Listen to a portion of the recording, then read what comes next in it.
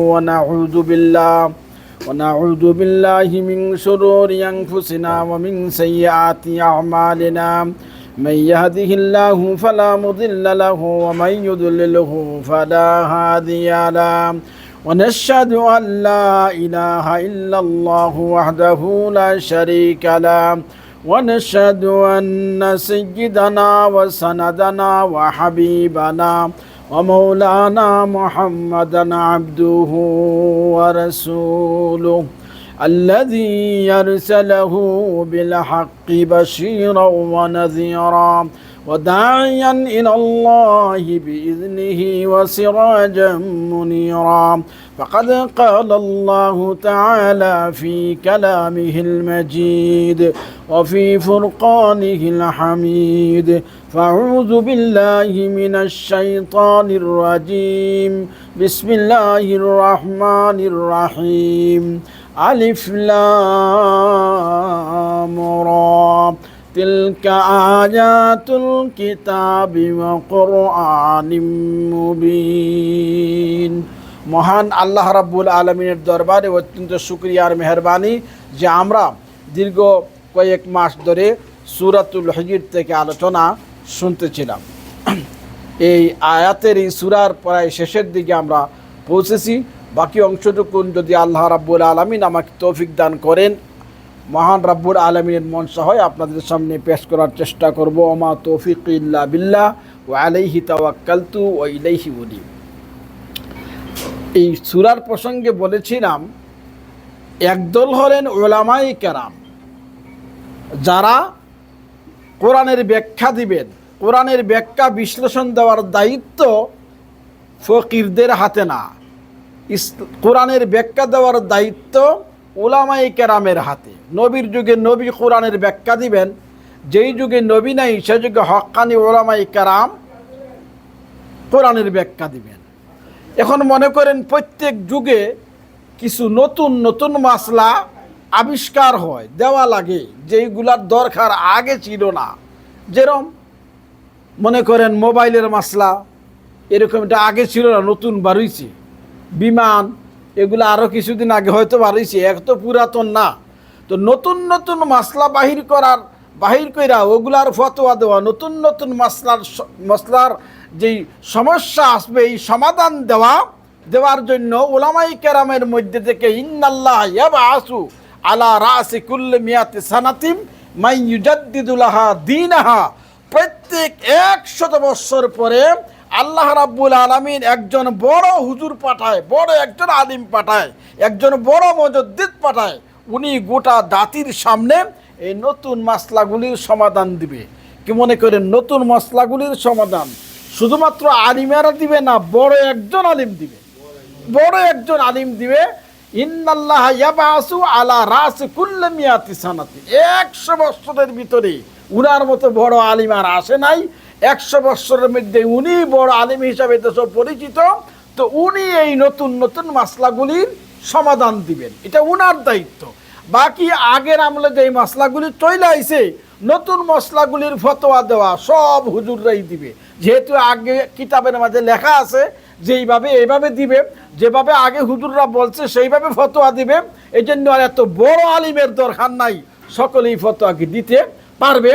তবে আগের যেই নিয়ম নীতি আছে, আগের যে কানুন নিজাম ঠিক করা আছে, সেই কানুন আর নিজামের জাগাত রাইখাই, সেই কিতাবগুলি জাগাত রাইখাই ছোট ছোট হুজুর হইলেও উনারাও নাইবে রসুল হিসাবে এই ফতোয়াগুলি উনারা দিবে। আর বড় বড় বড় একজন আলিমের দায়িত্ব থাকবে, নতুন কোনো মাসলা আসলে উনি এইটার যেই সমাধান দিবে, উনার কথা শূন্য বাকি এরা কি করবে, সমাধান দিবে। তো হক্কানি উলামায়ে কেরামের দায়িত্ব হইল বিশ্লেষণ দেওয়া, কোরআনের ব্যাখ্যা জাতির সামনে পেশ করা। কারণ আগে আমি বলেছি কোরআন 2 জিনিসের নাম, একটা হইল মতন আর একটা হইল ব্যাখ্যা। কোরআন কয় জিনিসের নাম? একটা হইল মতন আর একটা হইল ব্যাখ্যা। কারণ দুটোটাই কোরআন। শুধুমাত্র যদি আমি মতন পড়ি তাহলে কোরআন হলো না, আর শুধুমাত্র যদি আমি ব্যাখ্যাই জানি তাহলে কোরআন কি হইল না। আমাদের গ্রাম দেশে মহিলারা অহংকার করে, গৌরব করে আর বলে আমার ছেলেপেলেদেরকে মাশাআল্লাহ কোরআন শরীফ শিক্ষা দিছি। বলে তো আপনার ছেলেপেলেরা কি পর্যন্ত পড়ছে? বলে না, দেখা দেখা কোরআন শরীফ সকলেই পড়তে পারে। আমার বড় ছেলে 1 খতম দিছে, এরপরেরটা আধা খতম দিছে, বাকিটায় 2 খতম দিছে। মানে দেখা দেখা কোরআন শরীফ কি করতে পারে? পড়তে পারে। বুঝলাম শুদ্ধই হয়েছে, শুদ্ধভাবেই পড়ছে মনে করলাম, ভালো উস্তাদের কাছেই পড়ছে, 2 খতম ঠিকই দিছে মনে করলাম। এরপরে উনি যে বললেন যে আমার ছেলে পেলেদের কোরআন শিক্ষা দিছি, এটা মত নেনা শিক্ষা দিছে, বাকি রয়ে গেল ব্যাখ্যা। তাহলে কোরআনের অর্ধেক শিক্ষা দিছে, অর্ধেক বাকি রইল। তো উনি যে বলতেছে উনার ছেলেদেরকে কোরআন শিক্ষা দিছে, কি মনে করেন এটা কি পুরাপুরি শুদ্ধ না ভুল? কেননা উনি অর্ধেক না শিক্ষা দিল, বাকি অর্ধেক তো কি রয়ে গেল। বাকি যে আসলে যে তারা শিখছে মসজিদের মক্তবে, বেশিরভাগই থাকে কি ভুল। একজন শিক্ষক আর মনে করেন 200-250 ছাত্র, হুজুরে কত কন্ট্রোল করবে? কয়জনটি হুজুরের সবক লইবে? এক মসজিদের মক্তবের মধ্যে বাচ্চা কাচ্চার তোর অভাব নাই, সময় তো এরকম নাই, এরা আসে আর যায়, আসে আর যায়। তো যাই হোক, ওরা যে কোরআন শরীফ শিখছে তারা মতন শিখছে, ব্যাখ্যা শিখে নাই। যে মতনও শিখবে আবার ব্যাখ্যাও শিখবে, তিলাওয়াত করাও জানে শুদ্ধ কইরা, হোক না দেখা, হোক দেখা, কিন্তু শুদ্ধ করে কোরআনে করিমের তিলাওয়াত শিখছেন, আবার তার ব্যাখ্যাও শিখছে। সে বলবে আমি কোরআন শিখছি, সে বলবে কি আমি কোরআন শিখছি। কারণ কোরআন হইল 2 জিনিসের নাম, একটা হইল কোরআনের মতন, আর একটা হইল কোরআনের। আল কোরআন হুয়া ইসমুল লফজ ওয়াল মানা জামিআন। কিতাবের মধ্যে লেখেন যে কোরআন 2 জিনিসের নাম, একটা হইল লফজ আর একটা হইল মানা মানে ব্যাখ্যা। একটা হইল লফজ আর একটা হইল কি ব্যাখ্যা। হ্যাঁ, লেখনী শক্তিও তাদেরকে থাকতে হবে। তবে ওলামায়ে কেরামের দায়িত্ব হইল গোটা জাতির কাছে ইসলামের দাওয়াত পৌঁছাইয়া দেওয়া। এই জন্য যদি আলিম বেশি হয়, এক গ্রামে যদি 10-12 জন হুজুর হয়, তাহলে কি মনে করেন হিংসা করার কথা না খুশি হওয়ার কথা? খুশি হওয়ার কথা, যে সকলের কাছে দাওয়াত পৌঁছাইয়া দেওয়া। আমার এক হাত দ্বারা তো আর সম্ভব না। এই গ্রামের মধ্যে বড় বড় আলিম হইতেছে, হুজুর হইতেছে, খুশির কথা, ওনার জলবার কথা না। ইমাম সাহেব যদি আরো বেশি আসে ভালো কথা, 12 দক্ষ আলিম হয় তাহলে ভালো কথা। কিন্তু কষ্ট হয় কেন? যেটা গত সপ্তাহে বলেছিলাম যে উনার আল্লাহর প্রতি ভালোবাসা নাই। আমি যে কাজ করতেছি, ইসলামের প্রচার আর প্রসার করতেছি, এটা আল্লাহর জন্য না। আল্লাহর জন্য যদি হয় তাহলে খুশি হওয়ারই কথা। এখন হলো নাম দাম, যে আমি বড় ইমাম সাহেব হিসাবে নামি দামি, আমি মাদ্রাসায় উচ্চ একজন গুরুত্বপূর্ণ শিক্ষক হিসাবে নামি দামি, আমি একজন মৌলানা সাহেব এলাকার মেম্বার হিসাবে, ভালো একজন মেম্বার হিসাবে আমি কি নামি দামি। আসলে মানুষের নাম দাম হওয়ার স্বাভাবিক পছন্দ করে। আমি মেম্বার হই, আমি মেম্বারে ফাঁস কইরা লই, চেয়ারম্যানিত ফাঁস করি, এমপি নির্বাচনে ফাঁস করি, এটা স্বাভাবিক। তো মানুষের মনের চাহিদা, সে মনে করে আমি ফাঁস করলেই কামিয়াব, আর ফাঁস করতে না পারলেই নাকাম হইয়া গেলাম। এটা স্বাভাবিক, মানুষে মনে করে। কিন্তু আসলে এটা যারা মনে করেন, যাদের নাম দাম হয়, যারা নামি দামি হয়ে যায়, তাদের সুখ আর শান্তি যতটুকুন আসবে, এর চেয়ে বেশি আসবে বিপদ। এর চেয়ে বেশি কি আসবে? দেখেন, গাছ যে মানুষে লাগায়, গাছের মধ্যে যেটা খুব দ্রুত লম্বা হয়ে যায়, বাতাস আসলে ছোট গাছের মধ্যে লাগবো তুফান, না লাম্বার হাত লাগবো? লাম্বার হাত তাড়াতাড়ি ভেঙ্গে ফেলাইব। যদি মনে করেন এই এলাকাতে, মনে করেন এই দেশের উপরে যদি শত্রু বাহিনী আক্রমণ করে, তো মনে করেন আমার আপনার মতো মিসকিন খুঁজাইয়া খুঁজাইয়া তারা মারবো, না বড় বড় মন্ত্রীরা ধরবো? আগে বড় বড় মানুষটা কি করবে? মনে করবে আর আরে এই জুলা, এদেরকে দইরে আর মাইরেই লাভ কি? বড় বড় যারা বড় বড় পদে যারা আছে এই দেশের, বড় বড় মাথা যেগুলা, ওগুলারে কি করবে? আগে ব্রাশ ফায়ার করবে, আগে ধরবে দেশকে কন্ট্রোল করার জন্য। নামি দামি যারা, তারারে আগে ধরবে। তাহলে বোঝা গেল বড় হওয়ার মধ্যে আর নামি দামি হওয়ার মধ্যে, গাছ উঁচা হইয়া যাওয়ার মধ্যে কি নাই কামিয়াবি আর শান্তি নাই। শান্তি হইল ছোটো হওয়ার মধ্যে। শান্তি কিসের মধ্যে? ছোটো হওয়ার জন্য। মসজিদে গেলেই দৌড় দিয়ে আগের কাতারে যাওয়া লাগবে। আমি কোনো জায়গা গেলেই স্টেজে গিয়ে আমি আমারে উঠা লাগবে। কোনো কথাবার্তা আসলে আমার কথাবার্তা সবার আগে থাকা লাগবে। এটা বাঞ্ছনীয় না, এটা জরুরি না, এটা আসলে নিন্দনীয়। কারণ নিজে যদি নামি দামি হয়ে যায়, তাহলে আমার লাভের চেয়ে ক্ষতি হবে কি? কারচে বগজিদ হর কো আকিলাস যাকে দরখুলু ওয়াত সাফাই হাদিলাস ওয়ালা তাসআলিল ইমারাতা فإنك إن أعطيتها عن مسألة وكلت إليها وإن أعطيتها عن غير مسألة وعنت عليها قراءة الرجل القرآن في غير المصحف 1000 درجة وقراءته في المصحف تضعف على ذلك إلى 1000 درجة بهر عالم حسنش دل وجات عزامي دارد برنگ صحاب صورت را ببو أرباب معاني را কিন্তু আমাদের স্বভাব হইল সংগঠনে গেলে আমার সেক্রেটারির পদ না দিলে আমি আর কি নাই। আমাদের স্বভাব হইল আমার সভাপতির পদ না দিলে আমি আর কি নাই। মুরব্বিয়ানা যা করি তাদের নিয়ম হইল আমারে মুরব্বিয়ানা করাত গেলে বড় চেয়ারে বসতে না দিলে আমি আর কি নাই। আমার কথা যদি না বিখে মুরব্বিয়ানা করতে যাইয়া পরের বিচারের সময় ওই মুরব্বি সব আর কি নাই। ওয়ালা তাসআলিল ইমারা, নবীজি বলেন তোমরা দায়িত্ব বা সাংগঠনিক পদ ইচ্ছা কইরা নিজে চাইয়া নিও না। নবীজি কি বললেন? নিজে চাইয়া পদ নিও না। ওয়ালা তাসআলিল ইমারাতা ফাইন্নাকা ইন উতিতাহা মাসআলাতিন উকিলতা ইলাইহা। নবীজি বলেন তুমি যদি ইচ্ছা কইরা দায়িত্ব নেও, কলা কৌশল খাটায়া দায়িত্ব নেও, বুদ্ধি খাটায়া তুমি যদি দায়িত্ব নেও, তাহলে ওই দায়িত্ব পালন করতে যাইয়া যেই সময়ের প্রয়োজন, যেই যোগ্যতার প্রয়োজন, যেই টাকা পয়সার প্রয়োজন, যেই সুযোগের প্রয়োজন, এই সমস্ত টাকা পয়সা সুযোগ আর যোগ্যতা আল্লাহর পক্ষ থেকে দেওয়া হবে না, তোমার সাহায্যও করা হবে না।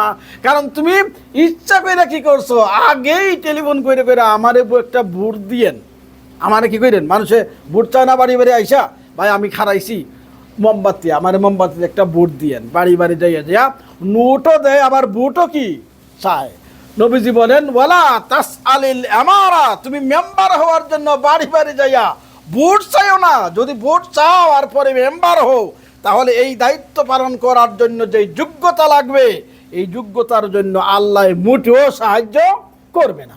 হ্যাঁ, এলাকার মানুষে তোমার যদি মেম্বার বানাইয়া লাই, সকলেই যদি কয় না আমাদের হাজি সাহেবরে মেম্বার বানাই মইবার, আর সকলে মিল্লা আপনারে মেম্বার বানাইয়া দেয়, এলাকার সব মানুষে মিল্লা যদি চেয়ারম্যান বানাইয়া দেয়, কয় যে আমরা বড় হুজুরের এলাকার চেয়ারম্যান বানাইলামু, তাহলে সমস্যা নাই। তুমি ইচ্ছা কইরা জনগণের কাছে ভোট চাইও না, আবার নোটও কি দিও না, বরঞ্চ মানুষে যদি তোমার চেয়ারম্যান বানায়, মেম্বার বানায়, এমপি বানায়, অসুবিধা নাই। কারণ কোনো মানুষে আছে মানুষে বানায় যে আপনি এমপি, আপনি মেম্বার, আপনি আমাদের সেক্রেটারি, আপনি আমাদের সভাপতি, আপনি আমাদের মুরব্বী, আপনি যেই কথা বলবেন আমরা সবাই মানবো, এটা মানুষে কোনো সময় চায়। হ্যাঁ, মানুষে যদি চায়, নবী বলেন এই দায়িত্ব পালন করার জন্য যে যোগ্যতার প্রয়োজন, সেই ব্যাপারে আল্লাহ রাব্বুল আলামিন তোমারে পুরাপুরি সাহায্য করবে। আর তুমি যদি নোট দিয়া ভোট আনো, মেম্বার হও, চেয়ারম্যান হও, এরপরে তুমি কি করবা, শুধু গম চুরি করবা, কারণ নোটও তো দিছ, ভোটও চাইছো, ভোট চাওয়াটাও অন্যায়, আবার নোট দেওয়াটাও কি অন্যায়, দুটোটাই অন্যায়। শুধু নোট দেওয়াটাও অন্যায় না, ভোট চাওয়াটাও কি অন্যায়। কারণ নবীজি বলেছেন ওয়ালা তাসআলিল ইমারা, তুমি এইটা বলে না ভাই ঠেলাগাড়ি মার্কায় ভোট দাও, ঠেলাগাড়ি মার্কায় ভোট দাও। কে তুমি ঠেলাগাড়ি মার্কায় ভোট দিয়ে পাস করে তুমি ঠেলাগাড়ি চালায় তোমার লাভ কি? তোমার তো আরো কষ্ট হয় না হইলো। এই জন্য মানুষে চায় যে আমি একটু বড় হই, মানুষে চায় আমি একটু ক্ষমতা আমার হোক, মানুষে চায় আমার এই দিক এমুক সেমুক হোক, কিন্তু এই বড় হওয়ার মাঝে, নামি দামি হওয়ার মাঝে লাভের চেয়ে ক্ষতিই বেশি। লাভের চেয়ে কি বেশি? ক্ষতিই বেশি। এই জন্য আমরা কলা কৌশলে কোনো মন্ত্রে বড় হওয়ার জন্য কি চেষ্টা বেশি আর না করি। হ্যাঁ, আল্লাহ যদি কেউ বড় বানাইলায়, আল্লাহ যদি করে মেম্বার বানাই দেয়, এলাকার সবাই মিল্লা বানাই দিছে মেম্বার, এই এলাকার সবাই মিল্লা বানাই দিছে সেক্রেটারি, এই এলাকার সবাই মিল্লা বানাই দিয়েছে সভাপতি, এইটাতে কোনো বাধা কি? কিরাআতুর রাজুলিল কুরআন ফি গায়রিল মাসাফি আলফা দারাজা ওয়া কিরাআতুহু ফিল মাসহাফি ইত্তাদাফু আলা যালিকা ইলা আলফাই দারাজা। একটা মাসলা হইল কোরআন শরীফ যে আমরা পড়ি, আলিফ লাম রা তিলকা আয়াতুল কিতাবি ওয়া কুরআনিম মুবিন, এ না দেখে পড়লাম। আবার কেউ কোরআন শরীফ দেখেও পড়ে। তো পড়া দুইটা, একটা হলো দেখে পড়া, একটা না দেখে পড়া। এখন দেখে পড়লে সওয়াব বেশি না দেখে পড়লে সওয়াব বেশি? তাহলে দেখে পড়লে সওয়াব বেশি। হাদিস শরীফে নবীজি বলেন, যারা দেখে পড়বে ওয়া কিরাআতুর রাজুলি ফিল মাসহাফে, যদি মুসহাফ দেখে পড়ে, তাজাফু আলা যালিকা ইলা আলফাইন, সে 2000 নেকি পাবে। আর যদি কেউ না দেখতে পড়ে তাহলে 1000 নেকি পাবে। না দেখতে পড়লে 1000 নেকি, আর দেখে পড়লে 2000 নেকি। কেন? কারণ সে মুখ দিয়া পড়তেছ, আবার চোখ দিয়া দেখতেছ, কাজ করলো দুইটা, তো সোয়াবও পাবে ডাবল। কাজ যেহেতু বেশি, সোয়াবও কি বেশি। মুখ দ্বারা পড়লো আর চোখ দ্বারা দেখলো। আর যিনি মনে করেন না দেখা পড়তেছে, উনি তো আর চোখ কান হইয়াও বললে সমস্যা নাই, চোখের কাজ তো উনি করতেছে না, শুধু মুখে না নাড়াইতেছে। এই জন্য যারা না দেখা পড়বেন তাদের সোয়াব, দেখা পড়বে যারা, ওদের সোয়াব হইল বেশি, না দেখা পড়লে সোয়াব হইল কি কম। মানুষে আল্লাহর জিকির করে, যারা পিসাবের মুরিদ হয় এরা জিকির করে। তো জিকির করতে করতে তারা বলে একটা আছে জিকিরে কলবি, মানে অন্তরে অন্তরে জিকির করা, মনে মনে জিকির করা। আপনারা দেখেছেন তো ফেসবুকের যুগ, সকলেই আপনারা জানেন মনে মনে জিকির করা। যেমন আপনি গাড়ি চালাইতেছেন, এখন সুবহানাল্লাহ মুখ দিয়েও বলতে কি একটু কষ্টই হইতেছে আপনার, তা আপনি শ্বাস প্রশ্বাসে ওইটার জন্য ট্রেনিং নিতে হয়। সব জিনিসেরই কিছু ট্রেনিং লাগে, ওইটারও কিছু ট্রেনিং নিতে হয়। তো যারা ট্রেনিং নিছে এরা মনে মনে আল্লাহর জিকির করতে পারে, মানে শ্বাস লইতে আল্লাহ সারার সময় হু, লইতে আল্লাহ সারার সময় হু, ওইটা ট্রেনিং নিলে হইয়া যায়। তো ওরা শ্বাস প্রশ্বাসে আল্লাহর জিকির করে, কিন্তু মুখ লাড়ে না।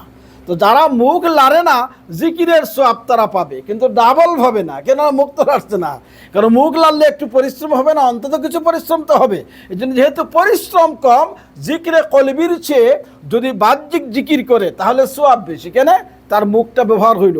আর যদি অন্তরের দ্বারা জিকির করেন তাহলে কম সওয়াব, সিঙ্গেল সওয়াব, যেহেতু মেহনত তার কি কম। হ্যাঁ, তবে এটারও কি আছে, গুরুত্ব আছে। কিরাআতুর রাজুলিল কুরআন ফি গায়রিল মাসহাফি আলফা দারাজা ওয়া কিরাআতুহু ফিল মাসহাফি তুদাফু আলা যালিকা ইলা আলফাই দারাজা। যারা দেখে কোরআন শরীফ পড়বে তারা 2000 নেকি পাবে। দেখে পড়লে কয় হাজার নাকি? 2000 নেকি। এই জন্য এর অর্থ হইল আমরা যারা এক্সপার্ট তারাও আল্লাহর কাছে নেকি পাইবে, দরজা পাইবে। আর যারা এক্সপার্ট না তারাও নেকি পাইবে, তারাও কি পাইবে? নেকি পাইবে। এই জন্য কেউ আল্লাহর দরবার থেকে মায়ুস হওয়ার নাই, যা আমি পারি না নুমাজ রোজা, দূর আজান হয়েছে ঘুমাইয়া থাকি, নুমাজ পড়লে নুমাজ হইব কিনা সুরা শুদ্ধ না, হা উচ্চারণ করতে পারি না, আইন উচ্চারণ করতে পারি না, আমার নুমাজ হইব কিনা, দূর শুইয়া ওই থাকি না, দূর শুইয়া ওই থাকি না। কার হিসাবে খুব শুদ্ধ উচ্চারণ করে দিয়া যেই নামাজ পড়ে যেই সোয়াব পাইছেন, আপনি এই অশুদ্ধ উচ্চারণ দিয়া নামাজ পড়েও সমান সোয়াব পাইয়া যাবেন। অথচ হাদিস শরীফে আগে তো আপনারা শুনেছেন লাহু আজরান, বরঞ্চ কি পাইয়া যাবেন, আরো ডাবল সোয়াব পাইয়া যাবেন। কেন? আল্লাহ চায় বান্দার কি চেষ্টা, আল্লাহ চায় বান্দার কি চেষ্টা। এই জন্য আমরা যে অবস্থায় আছি সেখান থেকে আমরা চেষ্টা চালাইয়া যাব। আমি হই কারি সাহেব, আমার চেষ্টা চলতে থাকবে। আমি হই মৌলানা সাহেব, আমার চেষ্টা চলতে থাকবে। আল্লাহ বান্দার চেষ্টাটাই চায়। কে পাস করলো আর ফেল করলো এটা চায় না। কারণ দুনিয়ার নিয়ম হইলো যে পাস করলো হে চাকরি পাবে, যার সার্টিফিকেট আছে পাবে, যে পাস করলো না সার্টিফিকেট নাই সে আর চাকরি পাবে না। সে যদি গিয়ে ওকে আমি মেট্রিক পরীক্ষার সময় খুব ভালো মেহনত করছি কিন্তু সার্টিফিকেট নাই, সে চাকরি পাবে না।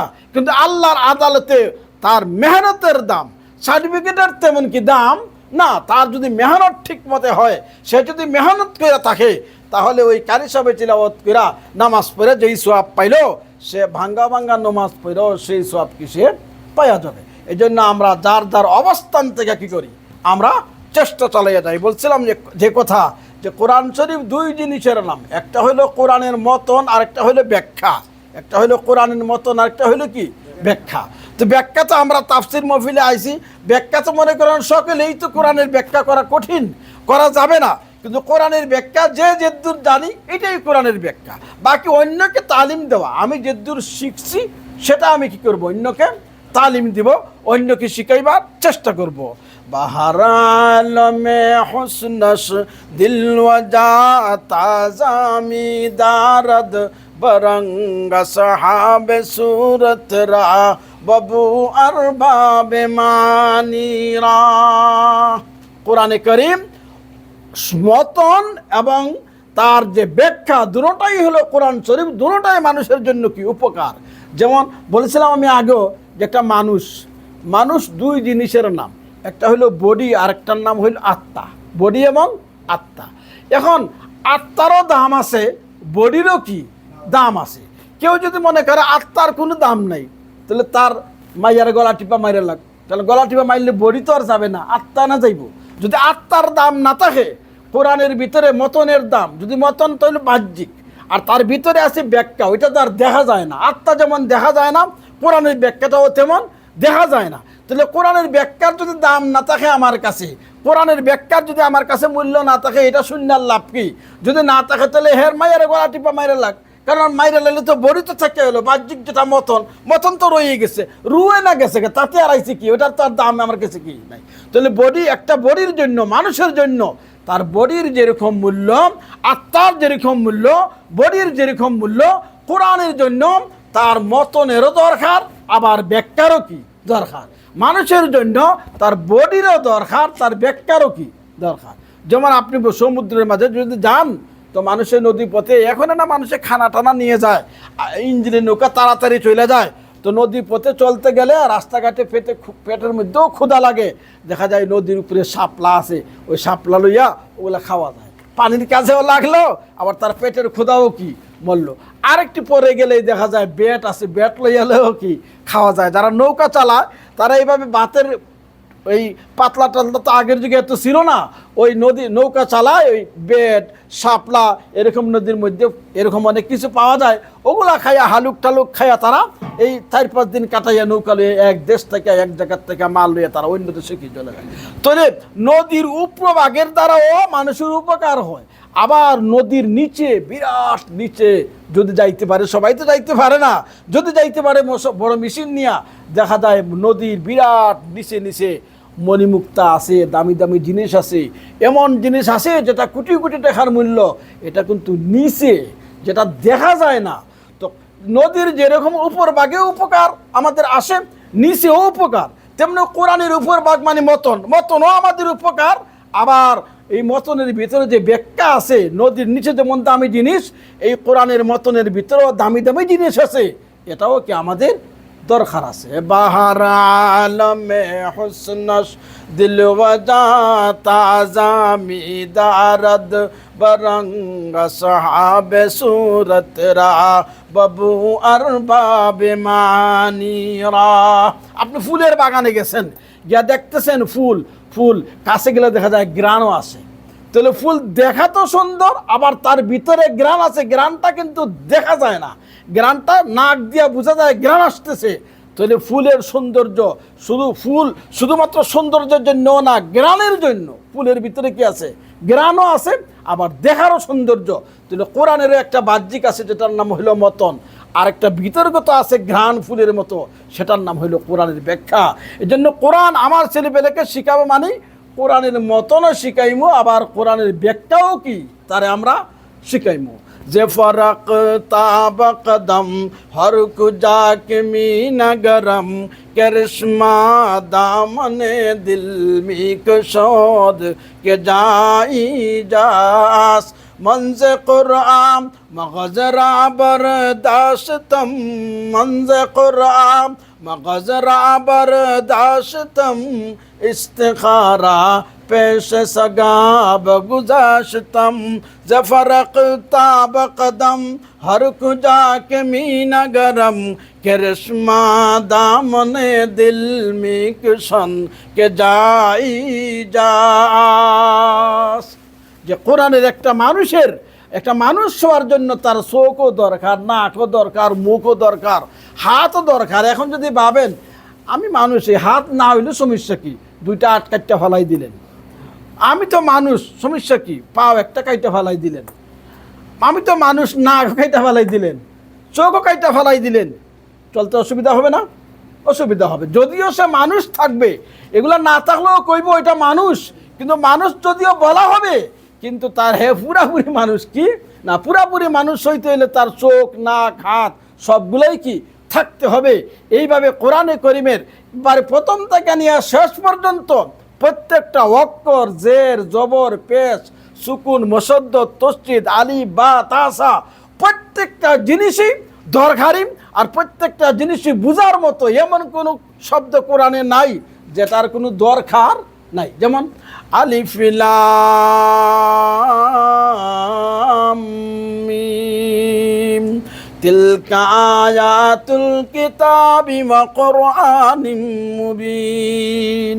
অনেকে মনে করে কোরআন আল্লাহ পাঠাইছে, এটা বুঝতে আমল করার লাগে, এটা বুঝবো, কোরআনের ব্যাখ্যা বুঝবো, বুঝতে আমরা কি করবো, আমল করবো। মতন এটারে বারবার পড়ার দরকার, শিখছি একবার, এখন তা দিয়ে আমি জীবন গড়মু, সংসার চালামু, আমল করবো। আমল করলেই কি চলো, তাহলে কোরআন নাজিল হয়েছে ব্যাখ্যার জন্য, ব্যাখ্যা তো আমরা মানতে আছি, আর সমস্যা কোথায় না। দেখেন আলিফ লাম মিম, এই সূরাতুল হিজরের প্রথমে যে আলিফ লাম মিম, অথবা সূরাতুল বাকারার প্রথমে যে আলিফ লাম মিম, এই আলিফ লাম মিমের আল্লাহু আ'লামু বিমুরাদিহি তাফসীর কারকগণ লিখেছেন যে এই শব্দগুলোর কোনো অর্থ আমরা জানা নাই। আলিফ লাম মিম এটার কোনো অর্থ নাই, আলিফ লাম রা কোনো অর্থ নাই, আইন সিন কাফ এগুলোর কোনো অর্থ নাই। তাহলে অর্থই যদি গুরুত্বপূর্ণ হয়, অর্থ ছাড়া কোরআন পড়ে যদি লাভ না হয়, অর্থ ছাড়া কোরআনের কোনো মূল্য না হয়, তাহলে তো আলিফ লাম মিম এটা কোরআনের দরকারই ছিল না, কোরআনের ভিতরে থাকারই দরকার ছিল না, আইন সিন কাফ দরকারই ছিল না। তাহলে মতনের দরকার আছে, অর্থ ছাড়াও মতনের কি আছে, দরকার আছে। অর্থ দরকার, কিন্তু অর্থ যদি শুধুমাত্র অর্থই যদি দরকার হয়, তাহলে এমন শব্দ তো কোরআন শরীফে আছে যেগুলার অর্থ নাই। তাহলে বোঝা গেল অর্থ দরকার, মতনেরও কি দরকার। আলিফ লাম রা তিলকা আয়াতুল কিতাবি ওয়া কুরআনিম মুবিন। এটার নাম হলো কোরআন, এটার নাম হলো কি কোরআন। কোরআন শব্দের অর্থ হইল পড়া, এক অর্থ হইল পড়া, কোরআন শব্দ হইল পড়া। তাহলে কোরআন শরীফ আমার ঘরের মধ্যে রাখছে, অনেক মানুষে সুন্দর করে একটা কোরআন শরীফ ভালো দিকে কিনায় না, গিলাফ লাগাইয়া ঘরের মধ্যে রাখা দেয় বরকতের জন্য। কিসের জন্য রাখে? বরকতের জন্য। এই দুলা পড়তে 4 আঙ্গুল গাড়ি হয়ে গেছে, কারণ তারপরে না পরে কেউ জানেও না, দরকার মনে করে না, মনে করে কোরআন শরীফ একটা পবিত্র জিনিস, আমি ঘরে বরকতের জন্য কি আন্না রাখছি। অথচ কোরআনটা বরকতের জন্য কি না, কোরআন শরীফ হইল পড়া। আলিফ লাম রা তিলকা আয়াতুল কিতাবি ওয়া কুরআনিম মুবিন। কোরআন মানে হলো পড়া। আল্লাহ বলেন কোরআন পাঠাইছি দুনিয়াতে, তুমি এটারে বস্তু নিয়ে আইনা সুন্দর করে গিলাফ দিয়া ঘরে বরকতের জন্য রাখার লাগি না, এটারে পড়ার জন্য। কিসের জন্য? পড়ার জন্য। এটা হলো কোরআন মুবিন, যে কোরআন আনছি পড়ার জন্য তোমাদের কাছে নাজিল করছি। কোরআন এটা পড়ার জিনিস, তুমি যেটা জানো সেটাই পড়ো, যে অবস্থায় জানো সে অবস্থায় পড়ো। অনেকে বলে মনে করে আমি তো কোরআন শরীফ জানি না, কিন্তু হ্যাঁ আলহামদু সূরা জানে। কি মনে করেন আলহামদু সূরা এটা কোরআন শরীফ না? কেউ জানে না, আমি কোরআন শরীফ পড়া জানি না। আবার সূরাতুন নাস জানে, আচ্ছা নাস এটা কি কোরআন শরীফ না? হ্যাঁ আমি হুজুর কোরআন শরীফ পড়া জানি না, আমার মা বাপের শিখাই নাই। কিন্তু হে আবার কুল হু আল্লাহ জানে। কি মনে করেন কুল হু আল্লাহ এটা কোরআন শরীফ না? তাহলে জানি না কে বলছে? যে কুল হু আল্লাহ জানে হেও কোরআন শরীফ জানে, যে আলহামদুলিল্লাহ শিখলো সেও কোরআন শরীফ জানে, যে নাচ পড়ছে সেও কোরআন শরীফ জানে। তাহলে আমি সারা কোরআন শরীফ যদি সম্ভব না হয়, আমি যদি আলহামদুলিল্লাহ জানি, তাহলে আমি সময় সুযোগে আলহামদুলিল্লাহ তিলাওয়াত করি, আমি সময় সুযোগে সূরাতুন নাস তিলাওয়াত করি, আমি সময় সুযোগে সূরাতুল ইখলাস তিলাওয়াত করি। যেটা আমি কোরআন জানি না কে বলছে? আমরা জানি, কিন্তু আমরা কোরআন শরীফ পড়তে রাজি না। আমরা মনে করি পুরা কোরআন শরীফটা পড়লেই পড়া হয়, আলহামদুলিল্লাহ এগুলো এর দূর জানলে আর জানাই হয় না। না, এরকমটা না, সামান্য জানলে ওটা কি হয় জানা হইল। এই জন্য আমরা কোরআনে করিমের তিলাওয়াত নিজেও করি, আর নিজের ছেলে সন্তান নাতি ফতি সতি মুতি খুতি যেখানে আমার সুযোগ আছে ওদেরকে বলবো তোমরা কোরআনের তালিম নেও, কোরআনের শিক্ষা নেও। তারা যদি কোরআনের শিক্ষা নেয় সোয়াব পাইয়া যামু, যদি শিক্ষা না নেয় তাহলেও সোয়াব পাইয়া যামু। কারণ আমি তো দাওয়াত দিচ্ছি, বলতেছি কোরআন পড়ো, আমি বললেই তো তারা শিক্ষিত হয়ে যাবে না, কিন্তু আমার বলার কারণে আমি সোয়াব পাইয়া যামু। আর আমার দরকার হইল সোয়াবের। দরকার হইল কিসের? সোয়াবের। আমার একটা নাতি হয়েছে, আমি বললাম একটা নাতি হয়েছে, ওরে কোরআনের হাফিজ বানাইও। আচ্ছা, আমি বললেই কি তার আমার কথা মানবে? কিন্তু আমি যে বললাম ওরে কোরআনের হাফিজ বানাইও, সোয়াব পাবো কি না? আমি সোয়াব পুরোই কি পাইয়া যাবো। আমি যদি বলি তোমার একটা ছেলে হয়েছে, ভালো একটা নাম রাখো, কোরআন শরীফের বিধান মতে সুন্দর একটা নাম রাখো, হে তো তার ইচ্ছা মতো নাম রাখবে, বল্টু টায়ার টিও বাম্পার একটা রাখবে, আপনার পছন্দ মতো তো হে রাখবে না। কিন্তু আপনি যদি সুন্দর নাম রাখার জন্য বলেন, তাহলে আমি সোয়াব পাইয়া গেলাম। আর আমার দরকার হইল কিসের? সোয়াবের। আমার দরকার কিসের? সোয়াবের। ওই জন্য আমাকে কেউ যদি প্রশ্ন করে নাম কি রাখতাম, ভালো একটা নামের কথা বললাম, হে রাখবে কি না রাখবে? ও যে হুজুর যদি ডিজিটাল নাম যদি না বলেন, সে তো রাখবে না নাম, এটা নাম তো এটা রাখবে না, সে রাখুক আর না রাখুক। আমি ইসলামে যেরকম যেই নামের কথা বলছেন, যেই নামগুলা ইসলামের মুআফিক, ওই নামগুলা বইলা দিমু হাফিজ বানাইও, বইলা দিমু আলিম বানাইও। হে বানানি না বানানি তার দায়িত্ব। যদি নাও বানায়, আল্লাহ আপনার আমল নামার মধ্যে সোয়াব দিয়া দিবে। আর আমরার দরকার হইল কিসের? সোয়াবের। আমরার দরকার হইল কিসের? আদাল্লু আলাল খায়রে কাফাইলিহি। সে আলিম হইয়া যেই নেকি পাইবে।